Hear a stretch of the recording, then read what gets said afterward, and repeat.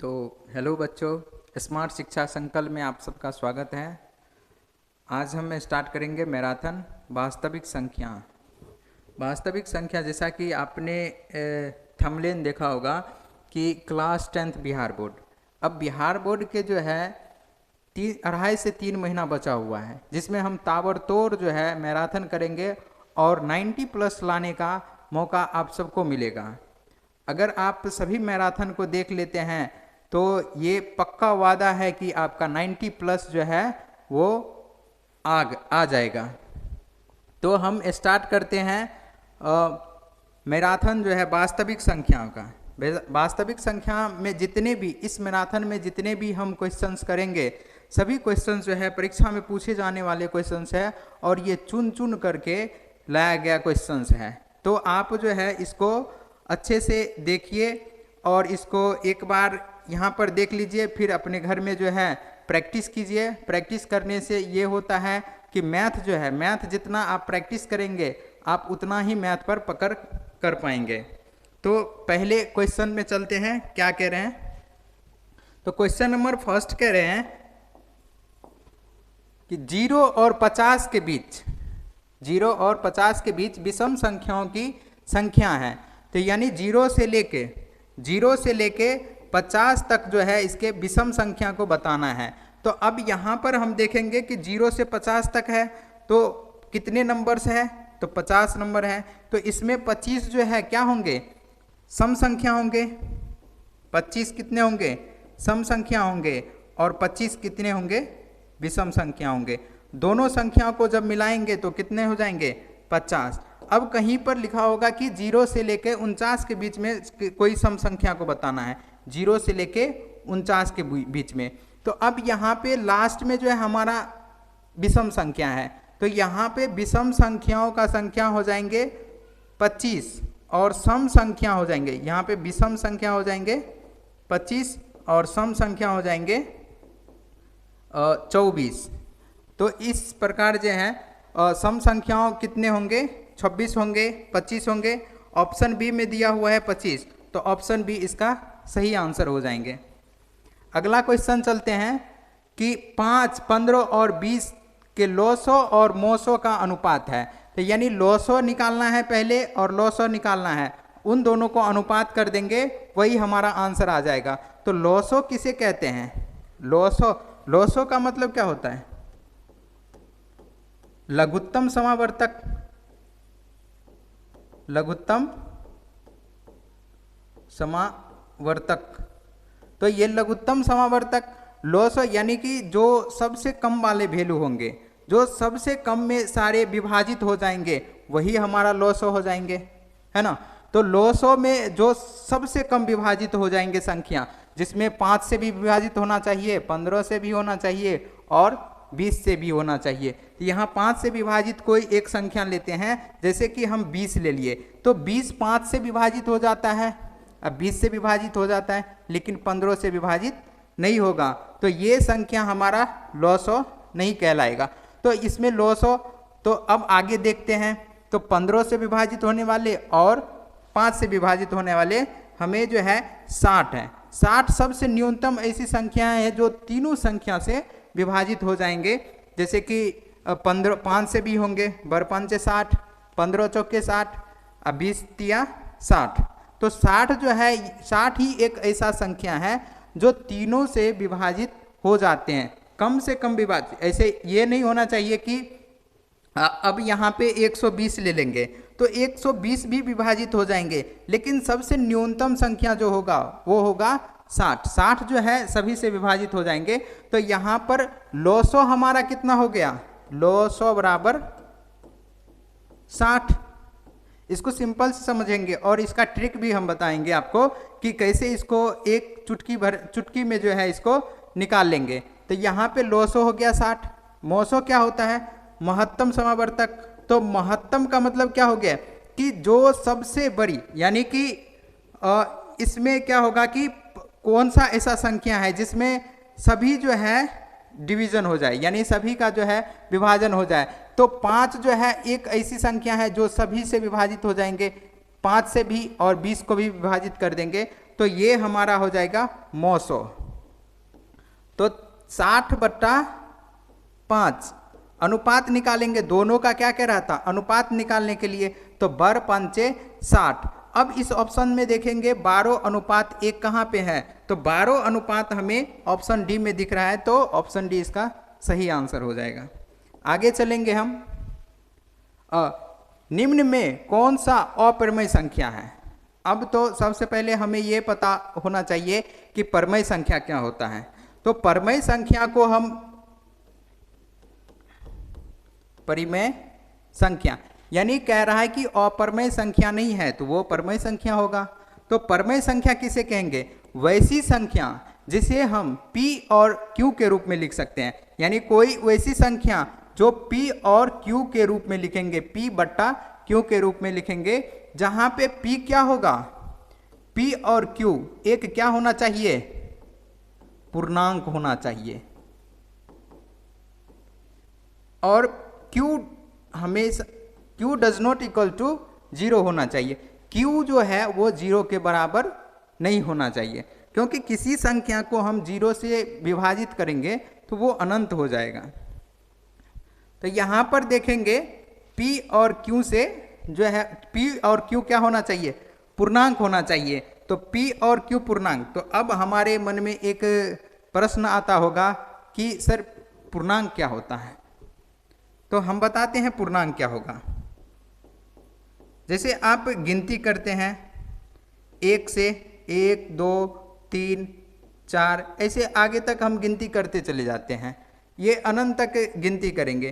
तो ये जब भी हम कोई भी गिनती की संख्या जब स्टार्ट करते हैं गिनना तो उसे हम प्राकृतिक संख्या बोलते हैं। अब जब प्राकृतिक संख्या, अब ये हमारा पूर्ण नहीं है, जब इसमें 0 ऐड कर देंगे तो वो पूर्ण संख्या कहलाएगा। 0, अब 0 ऐड कर दिए तो वो पूर्ण संख्या हो गया। अब 0 से पहले भी कोई संख्या होगा, जैसे कि -1 -2 -3 ऐसे करके बहुत सारे ऐसे जाते जाएंगे। तो -1 -2 -3 -4 ऐसे करके अनंत तक जो है ये माइनस भी जाएंगे, और 0 से इधर भी 1 2 3 4 5 ऐसे अनंत तक जाएंगे। तो ये हमारा कहलाएगा पूर्णांक। अब पूर्णांक में क्या होता है, पूर्णांक में हम क्या करेंगे कि जैसे कह रहे हैं कि p/q, तो यहाँ पर 1/2 ये एक भी पूर्णांक है और 2 भी पूर्णांक है। यहाँ पे माइनस कह रहा है, -1/-2 दोनों माइनस में होगा तब भी पूर्णांक होगा, या -2/3 ये भी पूर्णांक है। तो यहाँ पे जितने भी है पूर्णांक जो होंगे p/q के रूप में होगा, उसे हम परिमेय संख्या बोलेंगे। तो अपरिमेय संख्या क्या होता है, तो अपरिमेय संख्या हम उसे कहेंगे जो p/q के रूप में नहीं लिखा जाता हो, यानी उसको p/q के रूप में नहीं लिखेंगे। तो यहाँ पर देखते हैं कि यहाँ पर कह रहा है कि अपरिमेय संख्या नहीं होना चाहिए, तो इसको हम अंडर रूट, यानी ये कोई पूर्णांक संख्या नहीं है, तो पूर्णांक संख्या नहीं है तो ये हमारा जो है वो अपरिमेय संख्या होगा। यहाँ पर कह रहे हैं कि अपरिमेय संख्या नहीं होगा, क्वेश्चन में देखेंगे नेगेटिव है, नहीं कह रहा है, तो यानी ये परिमेय संख्या की खोज में हम परिमेय संख्या कौन सा होगा। तो यहाँ पर भी देख रहे हैं कि ये भी अपरिमेय संख्या है, क्योंकि यहाँ देखेंगे 24 को √24, तो इसको तोड़ कर देखते हैं। 2 × 2 × 3 मल्टीप्लाई 2 × 2 × 3, यहाँ पे 2 बाहर निकल जाएंगे और 2 तिया 6, तो 2√6 यहाँ पे हो गए। तो यहाँ पर √6 जो है वो एक अपरिमेय संख्या है, तो अपरिमेय संख्या है तो ये भी नहीं होगा, यानी 2 ऑप्शन हमारा यहाँ से निकल गया, ये भी नहीं होगा और ये भी नहीं होगा। √35 ये भी एक अपरिमेय संख्या, इसको देखते हैं। तो √121 का देखेंगे तो इसको करेंगे 11 × 11, ये कितना होता है 2 यहाँ पे 11 है, 1 को बाहर निकाल लेंगे क्योंकि अंडर रूट से हम क्या करते हैं, जोड़ा में से 1 को निकाल लेते हैं। तो जोड़ा में से 1 निकाल लेंगे तो यहाँ पे 11 क्या हो जाएंगे, इसका स्क्वायर हो जाएंगे। तो यहाँ पे इसमें से अंडर रूट में से निकालेंगे तो 11। अब यहाँ पर देखेंगे कि 11 एक पूर्णांक संख्या है, हाँ एक पूर्णांक संख्या है। अब इसको बट्टा में 1 कर सकते हैं, ऐसे लिख सकते हैं। तो ये इसको हम p बटा q के रूप में लिख सकते हैं। तो ये एक क्या होंगे, परमेय संख्या होंगे। तो ऑप्शन डी इसका सही आंसर हो जाएंगे, एक अंडर रूट 121। अब आगे चलते हैं। दो संख्याओं a और 18 का लॉसव 36 तथा 902 है, तो a का मान निकालेंगे।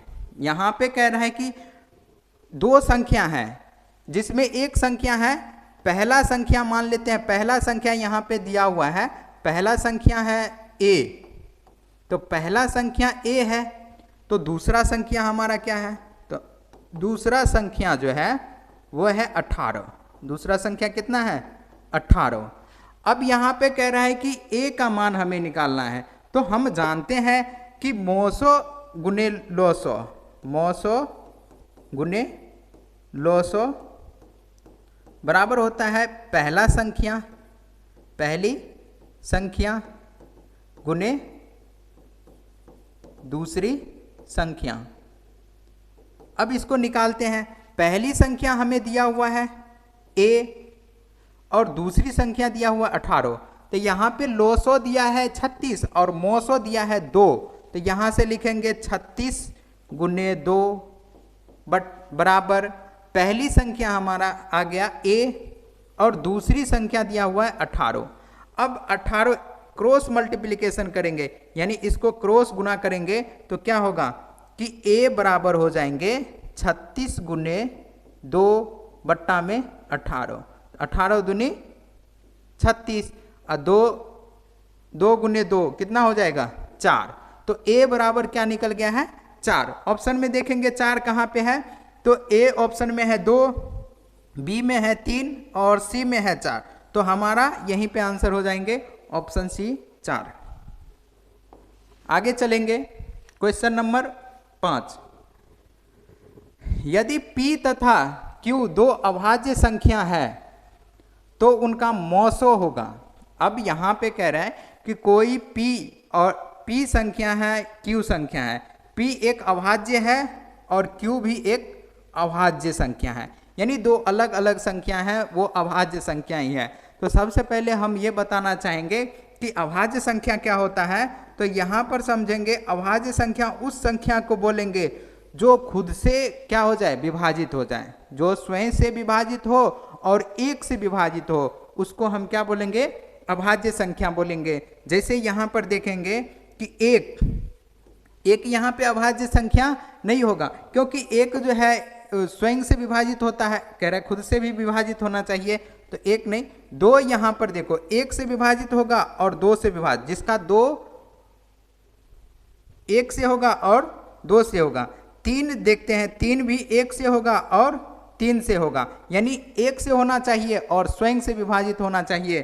तो ये हमारे कहलाएंगे अभाज्य संख्या। तो यहाँ पर अभाज्य संख्या जो है कोई भी ले लेते हैं। यहाँ पे p के जगह पर ले लेंगे 2, q के जगह पर ले लेंगे 3। अब बोलेंगे कि सर 4 क्यों नहीं ले सकते हैं, तो 4 एक अभाज्य संख्या नहीं होगा।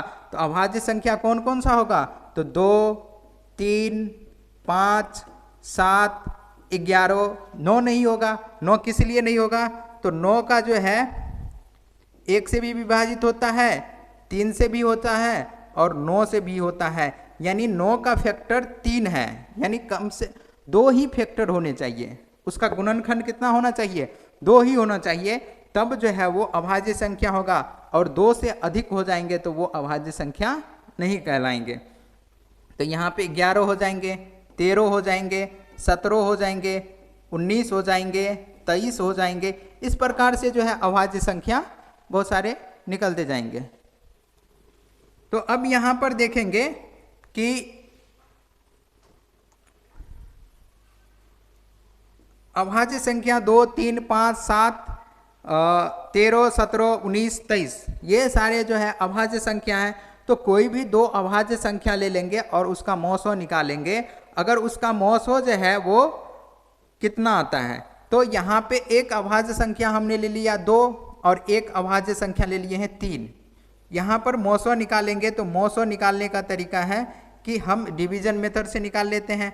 2 एकम 2 बच गया, एक शेष, तो एक को फिर क्या करेंगे 2 से डिवाइड, एक को 2 से डिवाइड करेंगे, सॉरी 2 को 1 से डिवाइड करेंगे तो 2 एकम 2, 2 बार में ये क्या हो जाएंगे, कट जाएंगे।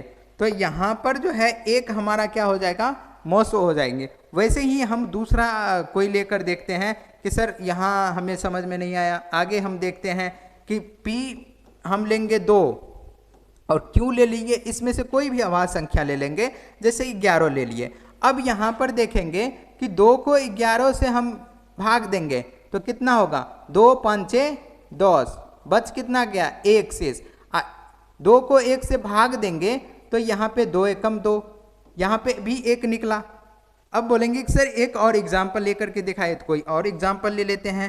P बराबर ले लिए 7 और Q बराबर ले लिए 21, सॉरी 21 नहीं है 23 ले लिए। तो 7 को हम क्या करेंगे, 23 को 7 से हम भाग देंगे तो यहाँ पर हो जाएंगे 7 तिया 21, बच गया 2।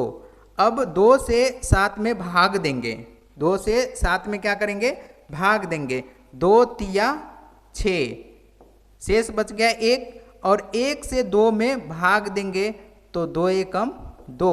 यहाँ पर भी क्या आ रहा है, 1। तो सभी केस में हमें क्या मिल रहा है, 1 मिल रहा है। तो ऑप्शन क्या हो जाएंगे, यहाँ पे ऑप्शन उल्टा पुल्टा दिया हुआ है। A दिया हुआ है 2, P दिया हुआ है 0, C दिया है 1 या 2, यानी 1 होगा या 2 होगा। तो इसमें 1 या 2 नहीं होगा, हमेशा क्या होगा, 1 होगा। तो यदि कोई दो अभाज्य संख्या है उसका मौसो हम निकालेंगे तो वो हमेशा क्या होगा, 1 होगा। तो यहाँ ऑप्शन डी हो जाएंगे 1।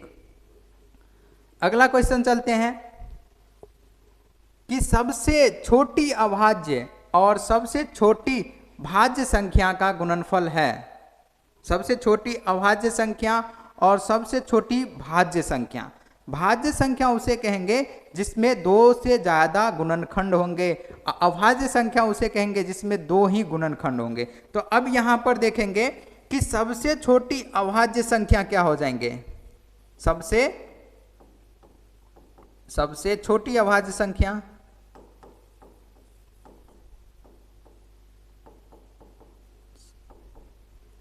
सबसे छोटी अभाज्य संख्या हमारा हो जाएगा 2 और सबसे छोटी भाज्य संख्या, तो सबसे छोटी भाज्य संख्या हो जाएंगे 4, क्योंकि यहाँ पे 3 का करेंगे तो 1 और 3 2 ही गुणनखंड होते हैं, 2 का करेंगे तो 1 और 2 इसका भी 2 ही गुणनखंड होते हैं, 4 करेंगे तो 1 2 और 4 इसका 2 से अधिक गुणनखंड होता है। तो ये हमारे हो जाएंगे भाज्य संख्या। तो 2 और 4 होगा।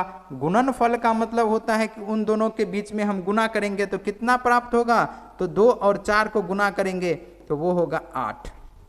तो ऑप्शन बी हमारा आंसर हो जाएंगे 8।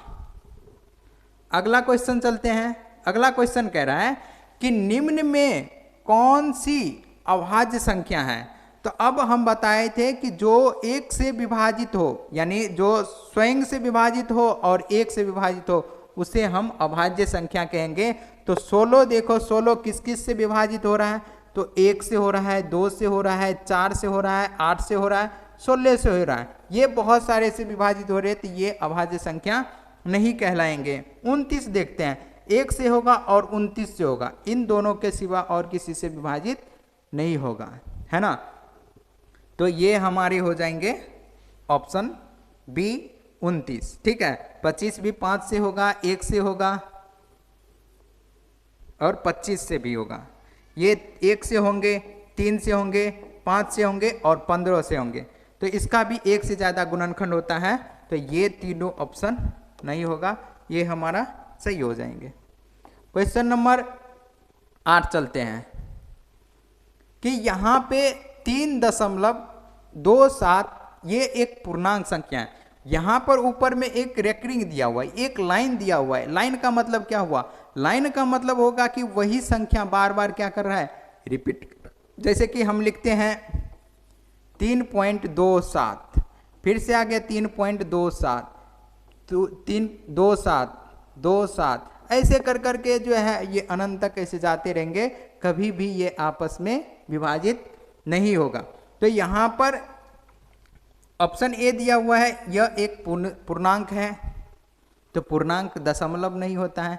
हम बताए थे कि पूर्णांक क्या होगा, पूर्णांक दो प्रकार के होंगे, एक होंगे धनात्मक पूर्णांक और एक होंगे ऋणात्मक पूर्णांक। जीरो से जो दाएं साइड में होगा उसे हम धनात्मक पूर्णांक कहेंगे, और जीरो से जो बाएं साइड होगा उसे हम ऋणात्मक पूर्णांक कहेंगे। तो ये पूर्णांक संख्या नहीं है। एक प्राकृतिक संख्या है, तो प्राकृतिक संख्या क्या बोले थे कि गिनती की जितने सारी संख्या है उसको हम प्राकृतिक संख्या कहते हैं।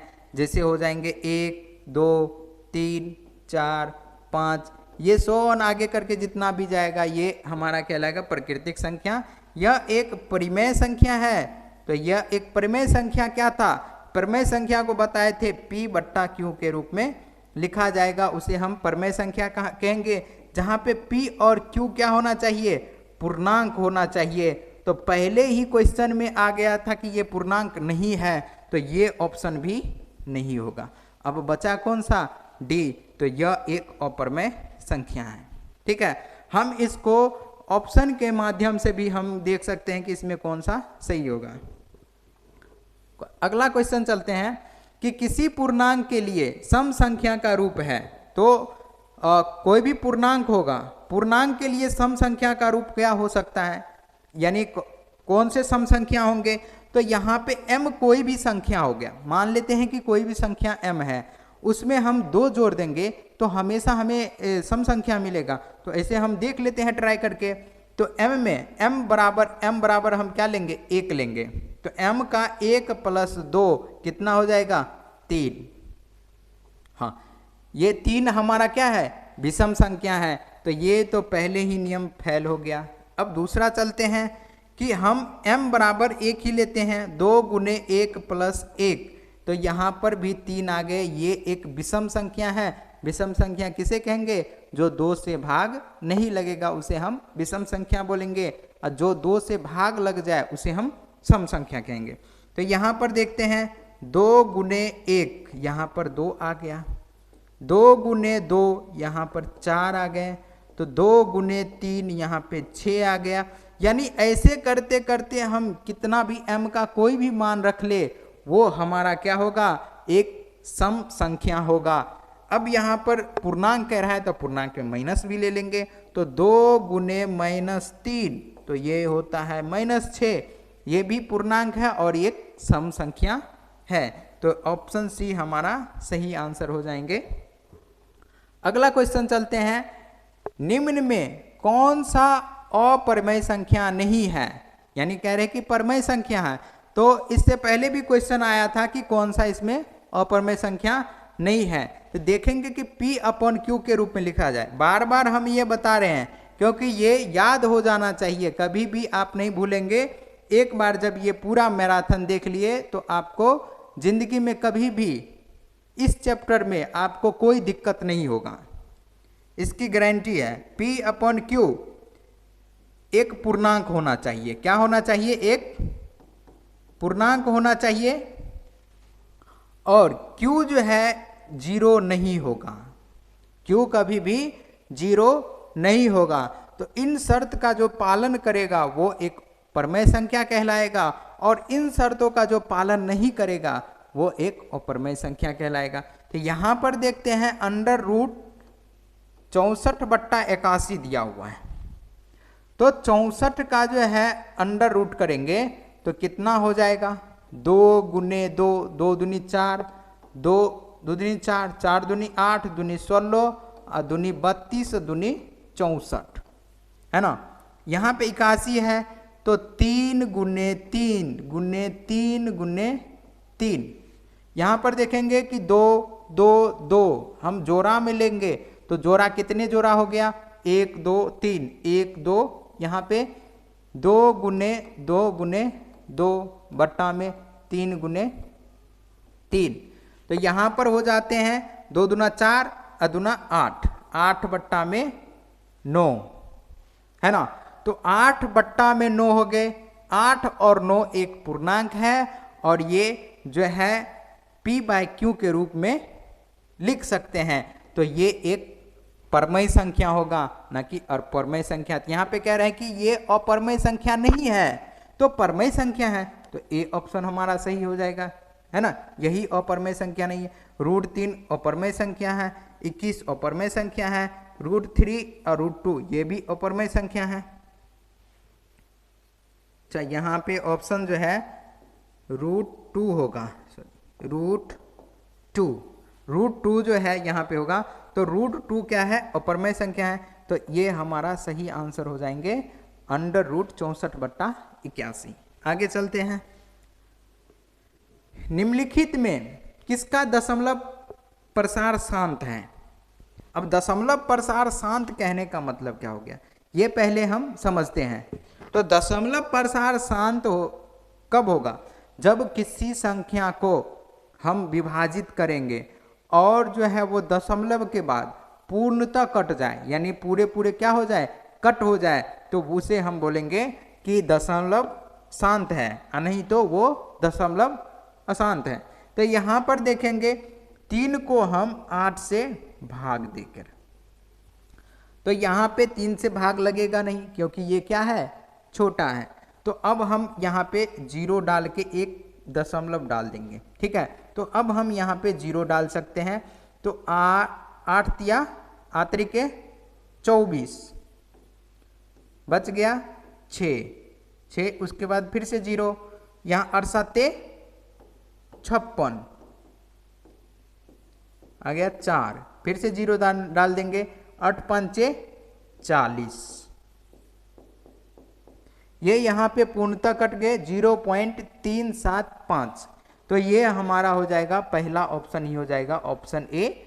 ये एक प्रसार शांत है, और अगर ये नहीं कट होता तो ये क्या हो जाते, अशांत है। जैसे हम दूसरा क्वेश्चन को देख लेते हैं, 2 को हम करेंगे, दूसरा ऑप्शन को देखते हैं, 15 से विभाजित करेंगे, 15 से करेंगे 0.15 कम 15, ये आ जाते हैं 5, यहाँ पे 0 देंगे, 15 तिया 45, ये आ जाएंगे 5, 1 और 3, फिर से 5 स्टार्ट हो गया। ऐसे करके जो है ये आगे बढ़ते जाएगा, आगे बढ़ते जाएगा, ये आगे बढ़ते जाएगा, ये कभी भी आपस कटिंग नहीं होंगे।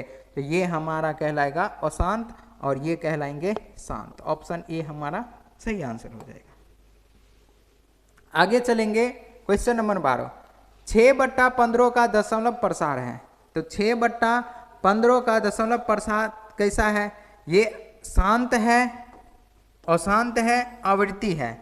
तो शांत, अशांत और आवृत्ति का मतलब क्या होता है। आवृत्ति का मतलब होता है कि पुनः रिपीट करना। जैसे कि कोई संख्या यहाँ पे दशमलव के बाद पुनः रिपीट करना स्टार्ट कर जाए तो उसे हम समझेंगे कि आवर्ती। आवर्ती का मतलब क्या, कि फिर से वही चीज को दोहराना होता है। तो यहाँ पे जैसे कोई संख्या ले लेंगे, 2 3 2 3 2 3, ऐसे करके दोहराते जाएंगे, तो ये हम इसे कहते हैं आवृत्ति। तो यहाँ पर देखेंगे कि 6 को 15 से हम डिवाइड करके, तो डिवाइड करेंगे तो 0.15 चौके 60, 15 चौके कितना होता है 60। तो ये एक ही बार में कट गया, तो ये शांत होगा और कोई भी आंसर नहीं होगा। ये ऑप्शन ए हो जाएंगे शांत। आगे चलेंगे हम कि 4 - √3 है। 4 - √3 क्या है, तो हम बताए थे कि ये एक क्या है, परमेय संख्या है, भिन्न संख्या है, अपरमेय संख्या है, पूर्णांक संख्या है। तो यहाँ पे √3 दिया है, तो ये एक अपरमेय संख्या है। ये तो हमारा पूर्णांक संख्या हो जाएंगे, लेकिन ये हमारा एक अपरमेय संख्या होगा। तो यहाँ पे 4 - √3 दिया हुआ है, तो ये एक अपरमेय संख्या होगा, ठीक है। आगे चलते हैं, निम्नलिखित में कौन अपरमेय संख्या है, तो इसमें कौन सा अपरमेय संख्या है, तो ये हमें देखना है कि इसमें अपरमेय संख्या क्या है जो पूर्णतः मतलब p बट्टा q के रूप में नहीं लिखा जाए। हम ये बार बार कह रहे हैं कि p बट्टा q के रूप में नहीं लिखा जाए। जो p और q क्या होना चाहिए, एक पूर्णांक होना चाहिए, और पूर्णांक के साथ साथ q जो है वो कभी भी जीरो नहीं होगा, तब हम समझेंगे कि ये एक परमेय संख्या है, नहीं तो ये क्या होंगे, अपरमेय संख्या होगा।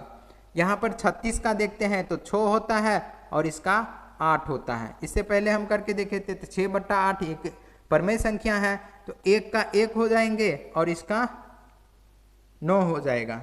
3 बट्टा 5 देखते हैं, ये एक √3 जो है एक अपरमेय संख्या है और √5 भी एक अपरमेय संख्या है, तो ये हमारा हो जाएगा अपरमेय संख्या। 9 जो है 49 का होता है 7, यानी -9 बट्टा 7, ये एक पूर्णांक है और ये p बट्टा q के रूप में है, तो ये भी एक परमेय संख्या है। तो अपरमेय संख्या कह रहा है इसमें कौन सा है, तो ऑप्शन सी हो जाएंगे अपरमेय संख्या। आगे चलते हैं, निम्नलिखित में कौन सी भाज्य संख्या है, तो इसमें देखना है कि कौन सा अभाज्य संख्या है।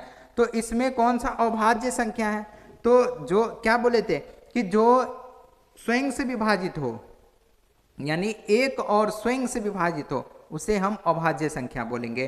तो 1 से विभाजित हो, यहाँ पर 6 देखेंगे तो 1 से होगा, 2 से होगा, 3 से होगा, 6 से होगा, तो ये एक अभाज्य संख्या नहीं होंगे। 9 को भी देखेंगे तो 1 से होगा, 3 से होगा और 9 से होगा, तो ये भी अभाज्य संख्या नहीं है, ये भी नहीं होगा। ये हमारा सही आंसर हो जाएंगे ऑप्शन डी 11। दो परमेय संख्याओं के बीच कितनी परमेय संख्या हो सकती है, तो दो परमेय संख्याओं के बीच कितने परमेय संख्या हो सकते हैं, तो ये अनंत परमेय संख्या हो सकते हैं, ऑप्शन डी इसका सही आंसर है। 11/15 का दशमलव प्रसार है, तो 11/15 का दशमलव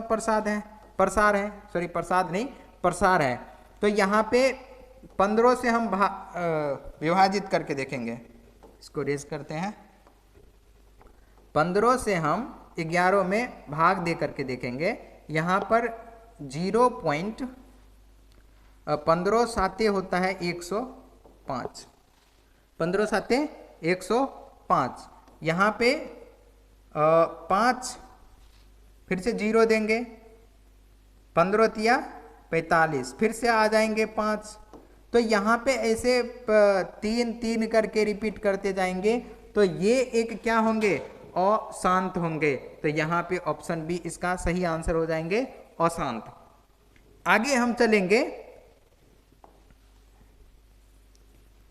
क्वेश्चन नंबर 18, निम्नलिखित में कौन सा अपरमेय संख्या है, निम्नलिखित में कौन सा अपरमेय संख्या है, तो यहाँ पे परमेय संख्या के बारे में कह रहा है, अपरमेय संख्या के बारे में कह रहा है, जो p बट्टा q के रूप में नहीं लिखा जाएगा उसे अपरमेय संख्या, तो ऑप्शन डी इसका सही आंसर हो जाएंगे, क्योंकि 6/8 हो जाएंगे, 7/3 हो जाएंगे और इसका 9 हो जाएगा, ये एक अपरमेय संख्या होगा, ऑप्शन डी इसका सही आंसर है। आगे चलेंगे, √2 एक है, तो √2 एक क्या है, परमेय संख्या है, अपरमेय संख्या है, प्राकृतिक संख्या है, इनमें से कोई नहीं है, तो अपरमेय संख्या है। ठीक है, अगला क्वेश्चन चलेंगे कि 2 या 2 से अधिक अभाज्य संख्याओं का मोसो होगा, तो 2 या 2 से अधिक अभाज्य संख्या का मोसो हमेशा क्या होता है, 1 होता है। क्वेश्चन पहले भी देखे थे। अगला क्वेश्चन चलते हैं कि निम्नलिखित में कौन सा परमेय संख्या है, तो इसमें से कौन सा परमेय संख्या है, तो परमेय संख्या के बारे में हमें कह रहा है, तो जो p बटा q के रूप में लिखा जाए, और p और q क्या होना चाहिए, पूर्णांक होना चाहिए, और q does not equal to 0, q कभी भी क्या नहीं होगा, 0 नहीं होगा, तो उसे हम क्या बोलेंगे, परमेय संख्या बोलेंगे। तो यहाँ पर देखते हैं √3 एक अपरमेय संख्या है, ये नहीं होगा ऑप्शन। अच्छा, √2 अपॉन √2, इन दोनों को हम क्या कर सकते हैं, कटिंग कर सकते हैं, यहाँ पे आ गया 2, ये एक परमेय संख्या है। ठीक है, आगे चलते हैं, दो कार्मिक सम संख्या का HCF होगा। कार्मिक का मतलब क्या होता है, लगातार, कोई भी दो लगातार सम संख्या ले लेंगे उसका HCF क्या होगा, तो यहाँ पर कोई भी सम संख्या ले लेते हैं 2 और 4। ठीक है, तो यहाँ पर देखेंगे कि 2 और 4 का मौसो क्या होगा, तो 4 से हम भाग देते हैं तो 2 दूना 4, सॉरी 2 दूना 4, इसमें तो 2 आ गया। अब कोई कार्मिक दूसरा देखते हैं तो एक लेंगे 8 और एक लेंगे 10, ठीक है। ये सम संख्या दोनों होना चाहिए और दोनों क्या होना चाहिए, लगातार होना चाहिए। लगातार का मतलब ही होता है कर्मिक, कर्मिक का मतलब ही होता है लगातार। तो 8 को 10 से भाग देते हैं, तो 8 को 10 से भाग देंगे तो 2 बचेगा शेष, और 2 से हम 8 को विभाजित करेंगे तो यहाँ पे 2 चौके 8, कितना हो जाता है 4, कटिंग कर देंगे 2 हमारा हो जाएगा मौसो, ठीक है। आगे हम चलेंगे अगले क्वेश्चन पे कि किसी धनात्मक पूर्णांक a तथा b के लिए ए बी का मौसो गुने ए बी का लौसो निम्नलिखित में से किसके बराबर है। इस क्वेश्चन को समझेंगे। इससे पहले भी ऐसे क्वेश्चन हमने बताए हुए थे। अब इस क्वेश्चन को हम बनाते हैं, कैसे बनाएंगे, तो यहाँ पर कह रहा है कि कोई 2 संख्या है, यानी पहला संख्या और दूसरा संख्या हमें यहाँ पे दिया हुआ है जो पूर्णांक है। तो पहली संख्या बराबर क्या हो जाएंगे, तो a, और दूसरी संख्या बराबर क्या हो जाएंगे b, ठीक है। तो यहाँ पे पहली संख्या और दूसरी संख्या दिया हुआ है और लौसो और मौसो दिया हुआ है, तो लौसो a और b का लौसो मौसो हो जाएंगे। तो लौसो गुने मौसो यानी लघुत्तम गुने महत्तम क्या हो जाएंगे, a गुने b, यानी पहली संख्या गुने दूसरी संख्या। तो यहाँ पे कह रहे हैं कि लौसो गुने मौसो बराबर क्या होगा, तो लौसो गुने मौसो बराबर ए बी होगा। तो ऑप्शन सी इसका सही आंसर हो जाएंगे, a मल्टीप्लाई b। अगला क्वेश्चन चलते हैं। यूक्लिड विभाजन एल्गोरिदम को धनात्मक पूर्णांक के निम्नलिखित में से परिकलित करने का तकनीक है।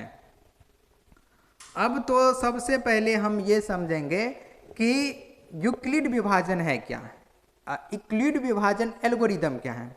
तो यूक्लिड जो है वो एक साइंटिस्ट है, वो अपने नाम पर, जैसे कि विभाजन का जो है सबसे इसमें जो होगा कि मौसों को निकालने का जो तरीका होता है उसके तरीका से ही यूक्लिड विभाजन का नियम काम करता है।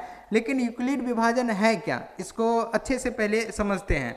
तो यूक्लिड विभाजन, हम किसी भी संख्या को भाग देंगे, तो जो हम भाग देंगे, जैसे कि हम कोई संख्या एक ले लिए, 4 को 7 से भाग दे या 5 को भाग दे रहे हैं, तो 4 को 5 से भाग दे रहे हैं, तो 4 एकम 4, ये हो गया 1, यहाँ पर शेष क्या बच गया 1, भागफल 1। एक और संख्या ले लेते हैं, 5 से हम करेंगे 19 में विभाजन, तो 19 में हम क्या करेंगे भाग देंगे, तो 5 तिया 15, ये हो गए 4।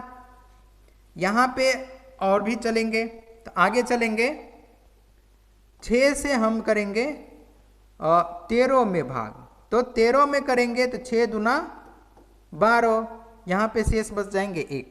हमने इतने सारे भाग क्यों किया, अब आपको हम अच्छे से समझाएंगे कि यूक्लिड विभाजन एल्गोरिदम होता क्या है, ठीक है।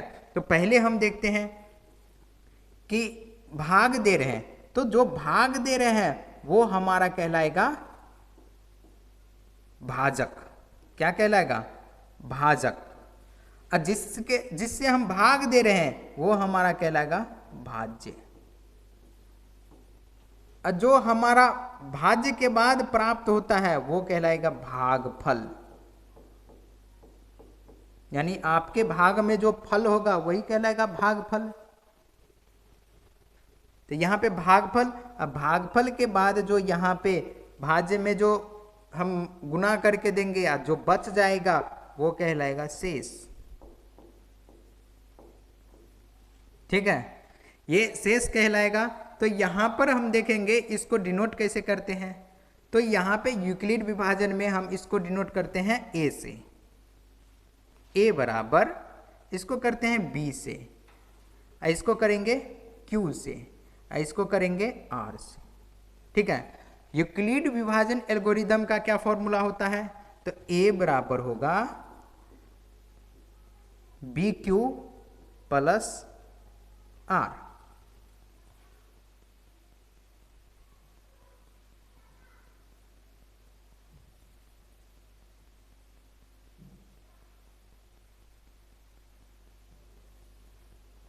सॉरी, यहाँ पे हो जाएंगे b, ये हो जाएंगे a बराबर होगा बी क्यू प्लस आर। अब यहाँ पर देखते हैं कि कैसे होता है बी क्यू प्लस आर। तो a हमारा कितना है, तो a है हमारा 5, तो 5 बराबर 5 होना चाहिए, तब समझेंगे कि हाँ a बराबर बी क्यू प्लस आर होता है। तो a बराबर 5 होना चाहिए, तो b हमारा ये भाजक जो है वो b होता है, तो 4 गुने 1 प्लस 1 क्या आ जाता है, 5 बराबर 5। तो सही समझ रहे हैं कि ये हमारा सही है। अब यहाँ पर देखते हैं कि a बराबर हो जाएंगे हमारा 19, a बराबर इसमें हो जाएंगे 19, तो 5 तिया 15 प्लस 4, तो कितना हो जाता है 19, ये भी सही है। ठीक है, तो अब ये भी सही है, आगे चलेंगे तो ये कौन से विभाजन से काम कर रहे हैं। अब यहाँ पे है कि ये जैसे कि अब इसको पूर्णतः विभाजित करना है, तो फिर हम क्या करेंगे, 4 से 5 को भाग देंगे, तो ये 4 एकम 4, यहाँ पर 1 बच गया, फिर से हम 4 को देंगे तो यहाँ पर 1 आ जाएंगे, तो 900 इसका हो जाएगा 1। तो ये काम किस पे करता है, तो 900 पे काम करता है, 900 से परिकलित करने का तकनीक है, 900 से निकालने का तकनीक है। आगे चलेंगे, क्वेश्चन नंबर 5। ये छोटा सा भाई है पाई का कौन सा संख्या है, तो ये एक परमेय संख्या है, अपरमेय संख्या है, पूर्ण संख्या है, इनमें से कोई नहीं है। तो यहाँ पर देखेंगे कि पाई को हम लिख सकते हैं 22/7। क्या लिखते हैं, 22/7। और इसका मान एक और होता है 3.14। इसके आगे और अनंत होते हैं, ये लमसम इतना लेते हैं, लगभग में इतना हम इसका मान रख के चलते हैं। तो यहाँ पे 22/7 हो गया, तो 22/7 ये p/q के रूप में लिखा हुआ है, लेकिन ये क्या है, यह एक अशांत दशमलव है। तो अशांत दशमलव जो है वो एक कहलाता है अपरमेय संख्या। ठीक है, यहाँ पर देखेंगे कि 7 को 7 से हम 22 में भाग देंगे, तो 7 या 21, शेषफल बच गया 1। ठीक, तो यहाँ पे 3